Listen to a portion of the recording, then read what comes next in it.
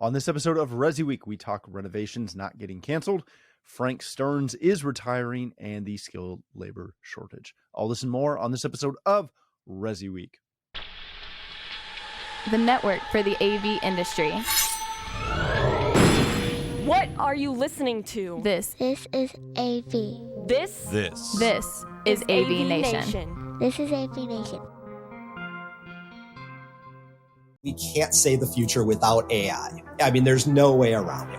50% of workers now believe AI is going to improve their experience. When I come into the meeting room, I need a way to incorporate my AI with what's going on in the meeting. It's almost a bring your own AI type of a concept. Most of what we do in our day-to-day is going to change significantly. Hear the latest AV trends and predictions in this episode of Crestron's Smarter Spaces podcast on your preferred podcast platform. This is ResiWeek, episode 355. I was slow. Support for AVNation is brought to you by Crestron. Welcome to this episode of ResiWeek. This is your weekly roundup for all the latest news and stories for the residential AV industry. I'm your host, Matt D. Scott for AVNation.tv. And this week, I'm pleased to be joined by two of my good friends. First, we have Amanda Wildman. She's the co-owner of TruMedia Home over in the great state of Michigan. How you doing, Amanda? I'm doing great. Thanks so much for having me again, Matt. Thank you for being here. And then we have my good friend, the Florida man himself, Mr. Seth Johnson. He is a software development manager at BlackWire Design. How you doing, Florida man? Doing great. Notice you didn't say the great state of Florida because I should have. All right, let's kick this off with a story that comes to us from Residential Tech Today. And the gentleman who was also supposed to be on the show today, but he's bathing in another Georgia wind, so he didn't want to show up. The home renovation projects are going to continue into 2023, despite economic uncertainty. A House Inc. survey, because it has two Z's or Z's, so you really got to stretch that sucker out. Renovation projects have been canceled by less than 1% of homeowners, despite the economic uncertainty. They surveyed over 4,000 homeowners to come up with that. 37% of respondents completed a project in 2022, and nearly one quarter are planning to start a home improvement project in the next 12 months. All right. So we're going to take this with 2 grains of salt right off the bat. One, it's a house survey. So I trust that about as well as I trust a U.S. political poll, because they all got it wrong.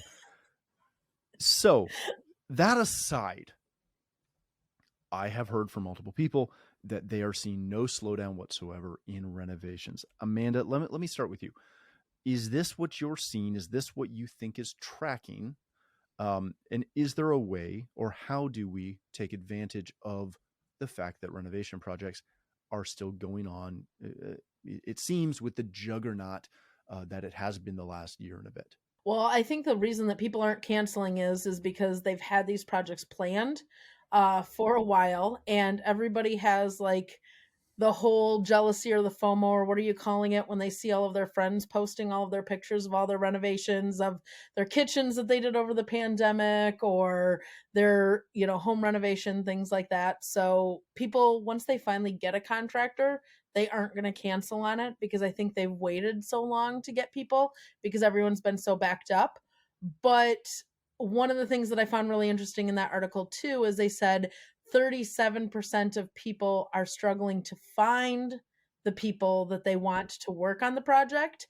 And I will tell you, like, my mom wants to renovate her kitchen right now. And I honestly told her, I'm like, save up your money right now and just wait, because anybody that is not busy right now is not good. I think all of the good people are busy. So unless like you're planning on like booking up with somebody like for the 12 to 18 months out, if they're available, like if you call them and they're available in the next 4 to 6 weeks, they probably aren't stellar. You got to ask why they're free, why they have free time. Correct. So I would be, worried a little bit about that. So, I mean, I think definitely take their time. And I think the people that aren't canceling is because they've seen how long it's taken. Mhm. And if they've accumulated their team that they trust, the people that they've worked with through this, they don't want to cancel because they don't know when they're going to get those people back again. So they're going to keep those projects on the docket. Very good point. Seth, I get concerned when I see these. For the same reason I get concerned when the U.S. Fed redefines recession when they enter a recession, right? It's all made up, Matt. I mean, what are you worried about? I know it is, but there is a very weird disconnect right now with what the market and the industry and the cost of goods is doing and the general populace that is like, yeah, it's not weird that I'm paying 4 times what I used to pay like 6 months ago for milk. That's not odd at all. But when I talk to people about what they're doing with their projects and with renovations, that doesn't seem to be a concern. And by extension, when I talk to other people in the industry, like our industry, the outlook is very rosy, whereas I'm fairly bearish on what's going on right now. Is this just what Amanda alluded to, that people have finally found contractors, or they finally got on a list to get their project done, so it doesn't matter what's going on, they're just going to keep going forward? Well, I mean, it's not just that too. In the same thing here, the same amount of people, 37% said that they couldn't get the products that they wanted, or they were having trouble finding them. So yeah, I think once you get to the end of that road, people like nice things. And if you have work lined up and you have all the products sitting there to have it done, get it done. It's not like it's going to bring down your home value or anything like that. If you're going to invest later on, or you wanted to move, it's actually hard right now. Like if I wanted to move, I could sell my house for a lot of money, but I have nowhere to move to. Like I kind of like where I live. So there's some good real estate down in Sanibel and Fort Myers. It's very cheap. Oh yeah. To fix her upper, but you're buying land in some cases there. Be nice, Matt. Be nice. Come on. Don't kick them while they're down. Come on. No, that's my spot. I'm shopping right now. Who are you kidding? Yeah. No, it's beautiful down there too. Not right now, but it will be. I mean, stuff grows back. So yeah, it'll be fun. But yeah, I think it's a matter of just people wanting their nice things, and I don't think that's going to stop them. I don't think that people have really seen for a while now the numbers that scroll across the bottom of the ticker making any sense to their lives at all. And I think there's a big disconnect between consumers and what those funny money numbers are, because really it's just made up at the end of the day. Wow. There's the hot take from hot take from millennial, right? So yeah, exactly. It's all made up. It doesn't take matter. That for what it's worth. Oh gosh, this is going to be the show. All right, let's change topics for a second, but kind of not really. This comes to us. No, not at all. We're in one great vein thanks to our producer Mitchell today. This comes to us from CE Pro. Frank Stearns, a good friend of the show, a good friend of mine, a friend of Amanda's, and literally everybody, I think has come across Frank over the years. He is going to step away and retire at the end of the year after 42 years in our industry. He worked for Niles, Sony, Sound United, among a couple others, I believe. Literally just one of the great guys within the industry. Read the article. It's a great little interview about what he's planning to do and a nice look back over his career. One of the things that this brought to mind, and again, congratulations, Frank, enjoy your retirement, yada, yada, yada, yada, yada. Seth, one of the things that I think about when I see these, there has been a large number of industry veterans over the last little bit, and presumably in the next couple of years, that are all going to retire. We're seeing a huge swath of people within the industry retire and leave because they're hitting that age where that's what you do. What are we doing or is there anything we can do to try and maintain some of that knowledge? Because some of these people they've been around for years. They've seen every problem and every issue. And I'd like to think that they've handed that that knowledge down, but we know it doesn't always work like that. Yeah, no, it really doesn't. There's a lot of guys that I know that are getting up there that aren't pulling wire anymore. You know, I definitely don't want to do that if I were to get back into that side of the industry. But I definitely have a lot of knowledge built up from my days actually pulling wires. So it's not like sharing that. I'm probably not a good wire puller. Never was. I did a good job. I was just slow, and that's a problem.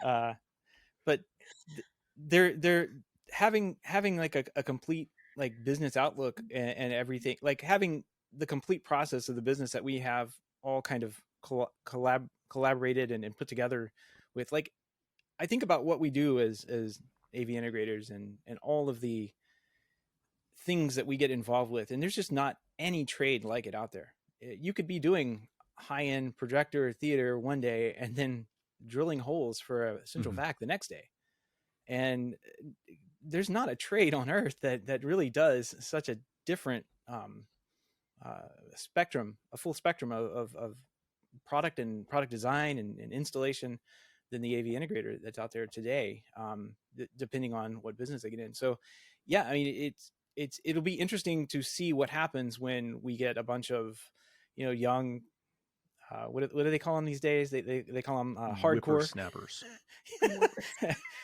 hard. They want to have the hardcore business and get in there and work really hard.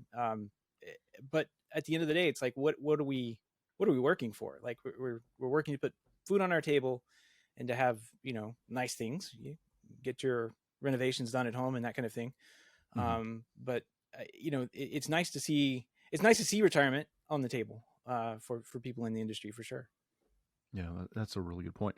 Amanda, you're in the boat that I think a lot of us are as an integrator, as the owner of an integration firm, and a very good integration firm, but also not a like 50-person company firm. There's a handful of those. As a small business owner, and I don't use that term in any way, shape, or form as a derogatory term, but as an SMB owner, do you have a retirement plan? How do you go about developing one? This is something that, as an industry, we really need to pay attention to, because all the other trades that Seth alluded to, they don't have it either. And that's why you see guys hanging drywall at 75. Yeah, so I think it's been an interesting topic actually at my house, especially over the last couple of years, because yes, I'm a small business owner, but I also have kids that are older. And when we originally started our business, the thought process is, you know, this is your dad and mom's business. This is what we chose to do. We didn't want it to be something that like it had to be a passed down, you know, in the family thing. We've sent our kids to kind of, you know, pursue their interests and their things. Interestingly enough, though, this last year, our daughter actually got involved in the business, and now she's actually working full time. So CEDIA Expo was her very first expo being at, but it's a very interesting difference in the fact that, one, she only wants to kind of work on what she wants to work on, right?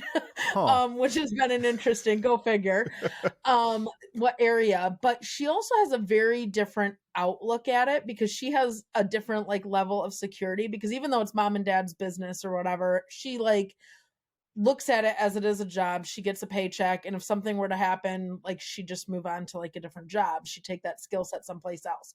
Where mom and dad, like, this is okay, what is our game plan? Are we going to eventually transfer this business over to our kids? Do we sell it off to our kids? Do we sell it to somebody else? What does that look like for us, and how are we planning for that? And that is definitely something big on our minds right now. And so we're really looking at like the processes of our business. We're going through a big kind of like pain point or growth right now, because it's not valuable if there aren't processes in place, right? If your business can't run without you, if you have to be there to run it, it's not saleable, right, to somebody else. So you got to think about that. I would say for this whole article about Frank, I want to say like kudos to him for the fact that he can do it. I love the fact that at the end he says it's not goodbye, but perhaps see you later, because I think there's something really weird about this industry where we also very, very much have a tendency to give back and a compassion for giving back. So I don't think it's going to be the last that we hear from him, whether that's in some sort of a volunteer capacity or mentoring capacity or a teaching capacity or something. I have no idea what that would be. But when I read that article, one, it made me kind of think fast track. What am I doing with my business? Am I going to be able to afford that retirement? Or do I just like work until all of a sudden, like, that's it and I'm done? I don't want to have that. So I've got to think about that process. And the second thing it really made me think about is, I know this is going to sound so corny and you're going to mock me forever for this, Matt. Me? But yes, you. But we as an industry are an industry that is still, I think, fairly young in the fact that we have a lot of our quote unquote forefathers, right, of the industry still alive and still here. And so my biggest thing is what are we going to do to get their stories, to honor their message, to honor what it is that they do, and take that knowledge going forward? Because like, I mean, like if I was an electrician, you know, and I had the opportunity to hang out with Edison or Tesla or, you know, whatever, like I would soak up every second of that. So I really hope that like this new generation that's coming in is taking the opportunities to really soak up the knowledge of these people that have been around so long. And I really hope that we figure out a way to honor these people's, like their message, their knowledge, and be able to continue on and encapsulate that. Because our industry, we're lucky in the fact that we're young enough that we still have those people around. Yeah, that's a very valid point, because we've all been in this for a while, so we don't think about it in those terms. But really, for the most part, it's only been around for like 40, 50 years. 50 years, maybe 55, give or take. I mean, you can still find the people around that invented, right, all of the different things, right? It's not so far-fetched. It's not like we're talking about, you know, like Ford and, you know, the first assembly line, right? All those people are gone. Spira invented the dimmer in like 51, right? Yeah. Like it's not that long ago that we started. Just before we move on to this, I do want to comment for a second. I read an article and I'm trying to find it right now and I can't. The construction industry is supposed to lose something like 30% of their workforce in the next 5 years from retirement. Yeah. And I know and again, don't quote me on that stat, but it was like a third of the workforce, something like that, is planning to retire in the next, or just stop working. And you can figure out how that will work in your head. I'm not going that dark. It's not an issue that just affects us. It is just an industry issue. But one of the things that I find very cognizant was there was a period where I had a conversation with my wife after doing a home show, and I hate home shows. I detest home shows. I can't express how much I detest home shows. I love them. I know you do, and I absolutely detest them. But I bring that up because we had this conversation after the last one that we did as a company, and we were across the aisle from a contractor that I know we've done some work for. We don't work for anymore, but we're friendly with them. And he was in his mid-60s, having a hard time walking around, still slinging the home show game, because that's the only way he got business. Yeah. And I looked at that and I turned to Fiona, and honestly, this was probably 10 years ago. And I said, we are never doing this to that point. I don't want to be to the age where I can't walk around and I'm still trying to pull wire. Yeah. And I think that's a side of our industry that might help in the future, is that we're a younger generation who isn't looking at that and saying, like, I'm perfectly happy to work till I'm 65, 75, 85. I don't really care, but I don't want to be pulling wire or slinging home shows at that age. Now, if I can show up in glad hand for a minute, sure. But I do think that this is my soapbox moment, or one of them from today, of take some time and think about that, figure it out. Get an investment plan. Get something in the fake markets that Seth was alluding to. Maybe not FTX. I wouldn't do that one. I think that probably not gone. a good investment at this point. Probably not a great investment. But figure out a game plan too. I mean, a couple of years ago, I mean, from our background in satellite, we had one of our guys that contracted for us. He had a massive heart attack, and he was the breadwinner of the family. And his wife had they had no game plan. Like, he was in the hospital and he was recovering and, everything like that. And they were just a contractor for us. But the jobs that came in, we said, look, turn over, like, we happen to have a good relationship with them. We had them turn over their phone number to us. I sold the sales. My husband went out, we installed it.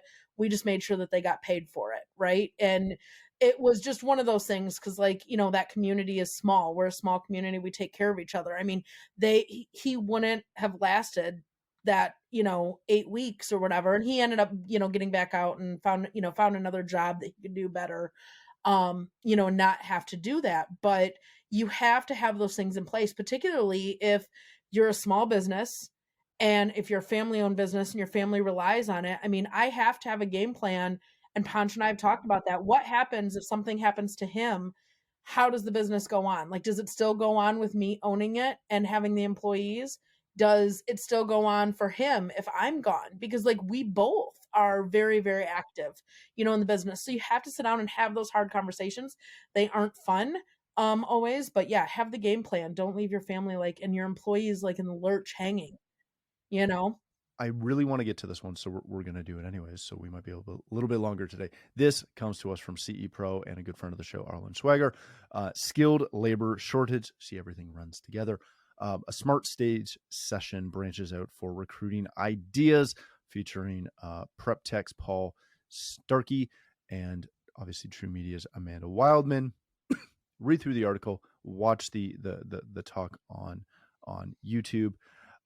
Amanda, this is a wonderful thing that you do, and heck, I think I saw you post something on Instagram 3 days ago of I think you and Morgan out at what looked like a middle school doing a training or an info session, if you will, on what our industry does and trying to get out there and preach that message about the channel. Is this a long game? I know this is a long game, but how do we get more people in the community to understand that this is a long game, and if you don't get involved, your industry is going to die? It's all about it not being a daunting task, right? It's all about, one of the things that I mentioned in that panel is it's about planting the seeds. You're not going to all of a sudden have a whole funnel to an area school where you're getting employees that pop out and are like, yes, I want to be an integrator, and yes, here's my application, fresh out of high school. You have to plant those seeds. And so, for example, one of the things that I spoke about on that panel is a lot of in the United States, I don't know if it's in Canada as well, but March is National Reading Month in the United States. Mm-hmm. And so the area schools, I know just from being a mom, they're always looking to have guest readers into the classroom.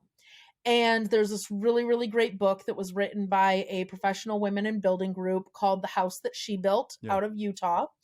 And it talks about all women in different skilled trades. So it talks about the builder, the framer, the electrician. Unfortunately, it doesn't have an integrator. So I told him the next, version has to have an edit. But it's this really, really great storybook. So I personally set a goal for the month of March that every week I wanted to go to visit at least one school and go read that book to a classroom. And so I just put it out there on my Facebook and I said, hey, are there any classes looking for someone to pop in as a guest reader? And my inbox was inundated. And I actually got another woman from my local Professional Women in Building PWB chapter. And she actually did a couple of them with me. And we figure we probably spoke to over 300 elementary school students. And we went in there, we read the book. I mean, literally it was a half an hour of my time reading the book. I bring in my tool bag. I bring in some of, like my hard hat and high vis vest, and, let the little kids try that on, and I let them try to pick up my tool bag, which is of course like weighs more than some of those elementary kids.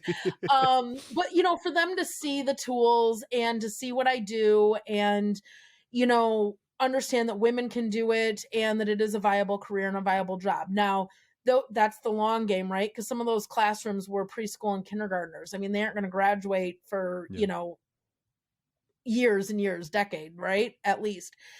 But it's planting those little seeds, because they go home and, they talk about it with their family members. They talk about it with their older siblings. The schools posted it. They, shared it out there on their social media. They shared it out to their career things. I was actually contacted from some of the trade schools, like the high schools, after that, and said, hey, if you're willing to go, to elementary schools, would you consider coming and visiting ours? And I got involved with, in my state, we have what's called the Michigan Works program. And that's what my daughter was just at. I couldn't attend this past time, but she visited a trade school, high school, and it was 90 high school students. They had 3 tradespeople that came in, told about their job, told about what they did, how to get to, where they go. And each of them set up a table, and she demonstrated about measuring for shades, right? So they were dealing with, the laser tape measure and picking up fabric. So she brought the fabric books. And, when you talk to 90 students and it took an hour of your time, it's not just that 90 students. It's the fact that that school shared that social media post. Michigan Works shared that. My community sees that I'm involved. Couple of the associations that I'm part of reshared, showing me being out there in the community. And so it's just those little seeds that kind of keep getting planted. And shortly thereafter, my local community college sent me a message, said, hey, I saw this. I want to update your job profile in our electrical program, because we have some students coming through. And within 5 days, I had an application fully filled out. I'm interviewing the guy next week to maybe be able to come on my staff, because I could hire a few more people right now. But it's those little seeds being planted all the time, and depending on community partners to help spread that word, that's so important. But if you don't start now, I mean, you're already super, super far behind. So it doesn't have to be a big thing, just something small. Yeah, that's a really good point. Seth, obviously we need to continue to encourage the industry to follow Amanda's lead and get out there in the community and talk to people about what it is that we do. That doesn't solve the short-term issue though, right? And I feel that too often, because the long game is a long game, people also don't get involved in that one either. Is there anything that can be done right now to try and solve the short to mid long-term game of trying to get more people available, or heck, just more bodies in seats trying to do something? Can we do anything, or are we just stuck? This is such a complex problem. I gotta say that is awesome, by the way, just going and reading, doing something as simple as reading to elementary school students. That's amazing. It's a great idea. I would have never thought of that. So good. Kudos.